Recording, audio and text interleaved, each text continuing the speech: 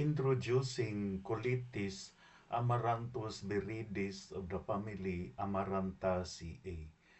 Colitis is a nutritious leafy vegetable widely consumed in tropical and subtropical regions. The young leaves and tender stems are cooked and eaten similarly to spinaches and are valued for their high nutritional content, including protein, dietary fiber, vitamins A and C, iron, calcium, magnesium, and essential amino acids.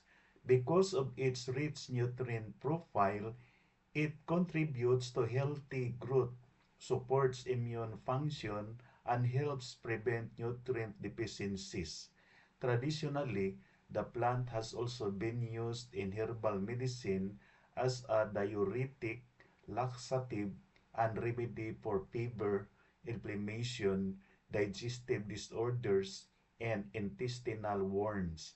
Scientific studies have reported that colitis contains bioactive compounds including flavonoids, phenolics, alkaloids, and saponins, which exhibit antioxidant, anti-inflammatory, antimicrobial, anti-diabetic, and anti-hyperlipidemic properties.